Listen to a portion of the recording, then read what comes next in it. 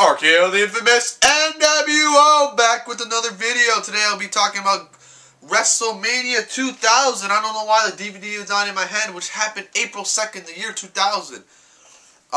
If you guys remember this this on pay-per-view, you guys should recall that they had an 8-hour pre-show which you could buy for an extra $15 before the pay-per-view. And I thought this was a great concept. They should have done this for every WrestleMania, where from 12 to 12, you pay $49.99, you watch an 8-hour pre-show, then you watch the 4-hour WrestleMania.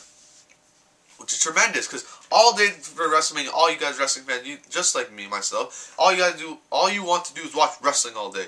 Just watch wrestling, invite people over, they're going to watch the pre-show. I remember back in 2000, I went to my cousin's house, and all we did was play WCW NWO Revenge on N64. Great game, probably my favorite game of all time. Watch wrestling, go back to pre-show, game, pre-show, game, pre-show, game, all day. So it was like a whole big thing. And for $15 more, it was great. So if you didn't want that, you could pay $34.99, get the pay-per-view for 4 hours, or you pay $15 more, and you watch 8 hours more of wrestling. And you're getting more hyped up as soon as you watch it. There's countdown shows, best WrestleMania matches, all that stuff, interviews, live shots to the arena, blah, blah, blah, 8 hours straight. Can't beat that for $15. I think they should bring that back. Honestly, even though the pay-per-view rates are still $55 to watch WrestleMania, they have bumped it up $10 more. I honestly would pay another $50 more if they would add the pre-show on.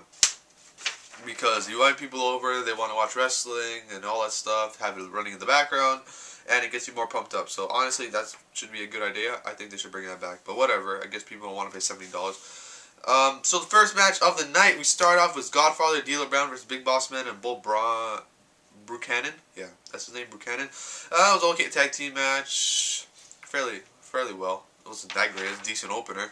And Bull Bronco pinned D'Lo Brown to get the win, which was very surprising. I thought the guy was some next random guy. I don't remember him, but honestly, I thought Godfather D'Lo Brown was going to win the match. A 2-star match. Hardcore Battle Royal for the Hardcore title. A 15-minute time limit. So the concept of this match, you have to pin the champion, and you can pin him inside the ring, outside the ring. You use weapons, no disqualifications. Hardcore match, but there's no over the top rope. It's pinning, and you have to pin the champion, and the winner is whoever is the champion in the 15-minute time limit. So the participants of the match were as follows: Taz, Viscera, the Mean Street Posse, which is 3 random guys, some jobbers, Hardcore Holly, Ken and Ty, which is a jobber, and Funaki, which is another jobber, Headbangers, I think it was another 3 jobbers, Acolytes, which is JBL and Ron Simmons, and Crash Holly, which was the champion. So as soon as the match started off, Taz beat Crash Holly, and then about a minute into the match, I think, or 2, Viscera pins Taz, and then they start fighting in the back. They start going around the ring, I don't know, there's one part where the whole crowd, no, what am I saying? And then Viscera had the title for a couple minutes. I don't know how Funaki pinned Viscera. Funaki became champion, and then Rodney pins Funaki, and then I think they were running to the back, and no, Funaki was running to the back, and then all of them came, and then that's when Rodney pinned Funaki, and then they were brawling in the backstage area, and then Joey pins Rodney, and then Crasher pins Joey, and then Pete pins Crasher, and then Taz pins Crasher. No, Taz pins Pete, or makes him submit, I think, in the ring.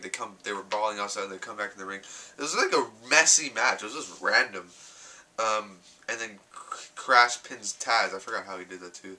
And then after, there's like a minute left in the match, or 30 seconds or something like that. And then Hardcore Holly pins Crash. And there was a couple seconds left. And then I think they were supposed to do a set where 1, 2, and then 3, and then the time limits up, and then he was supposed to win the champion. There was supposed to be controversy. But there was a second off time. So the referee was 1, 2, and then he stops and he put his hand up. And then after, we thought Crash retained, because he still had champion. But then after we see Hardcore Holly pin Crash, and everyone was like, what the fuck? So that was botch of the night. That was so stupid. So he kicked out at 2, and there's 1 second left, and the referee stopped, and he fucked up that ending. So, but Hardcore Holly wins the title. He didn't pin him. It was a 2 count. So that was stupid. And there was no star rating for that match because that was just a friggin' mess. Third match of the night, we have Al Snow and Steve Blackman versus Test and Albert, which was A-Train. You guys remember A-Train. And Trish Stratus was in the corner of Test and Albert, so they called themselves T and A. T and A, not T and A. Okay. So the match was another very good match. And Tess gets the win by pinning Blackman to win the match. Another 2-star match. Oh, then here's the match of the night for sure. We have Edge and Christian versus Dudley versus the Hardys in a triangle tag team ladder match for the WWF Tag Team title. And this was a tremendous match. A lot of spots. You gotta love it. There were a ton of spots when Jeff Hardy jumped and took Bubba Ray out when he jumped off the ladder and went through the table. There was that seesaw thing where Jeff Hardy jumps on the ladder and then he hits both Ed and Christian. There's a ton of spots. This is just a tremendous match. So many spots. Great entertaining match. And the ending came. Oh, there's one part where I think Christian suplexed Hardy on the ladder, and it broke. And then I remember watching it on DVD how he had to shimmy it back in, which is kind of funny because I actually was catching that part. The end of the match came when both ladders were standing and all the teammates were out, and there was a ladder. There was two ladders, one table. Edge and Christian were on top. Grabbed the belts for the win, and that was a 4.5-star match. That was a great match. I love that match. Must see if you guys haven't watched it. The Terri versus Cat with special guest referee is Venis. This was just a time waster and another WWF match. Waste of time match. So we got the Radicals, which is Eddie Guerrero, Dean Malenko, and Perry Saturn versus Too Cool and China. Also another good tag team match.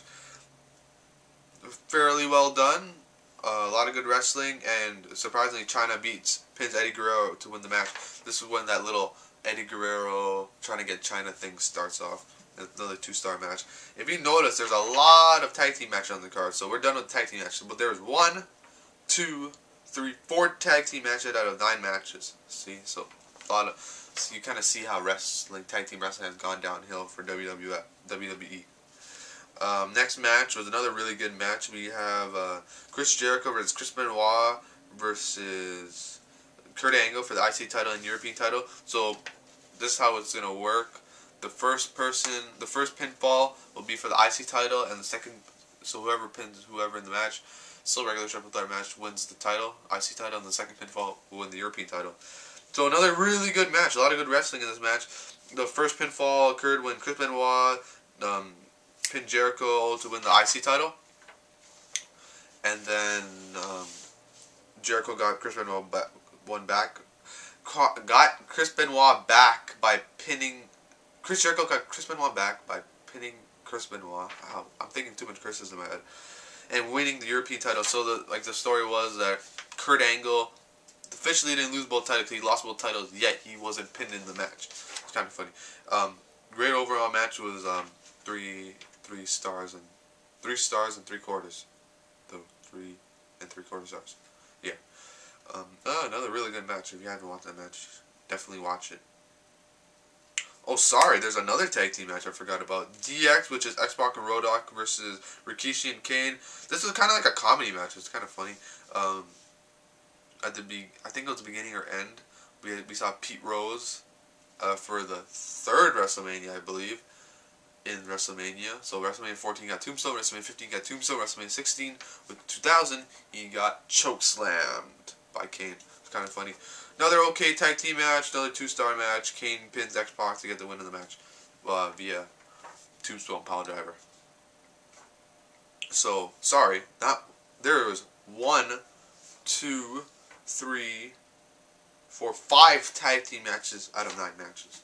And the main event comes when Triple H versus The Rock versus Big Show versus Mick Foley in a Fatal 4 elimination match. And this was involving the McMahon more than anything else, because Triple H had Stephanie at one corner, The Rock had McMahon Vince at one corner, Big Show had Shane at one corner, and Mick Foley had Linda at one corner. I honestly thought that they should have done Rock versus Triple H, which would have been such a better match. And if you read Chris Jericho's book, he said he was originally supposed to be in this match, but they took him off, and then Mick Foley was added. because I think he was added because all the great matches he had, him and Triple H, was the Royal Rumble match in 2000 and the Way Out match in 2000, and then so they might as well throw him in. But really long match and a really good match for the WWF title. The first pinfall occurs when The Rock pins Big Show. I think it was like 5 minutes in, and then like 10 minutes later, Triple H pins Mick Foley, giving him a tombstone pedigree on the chair. 1, 2, 3, Mick Foley, you're out of there.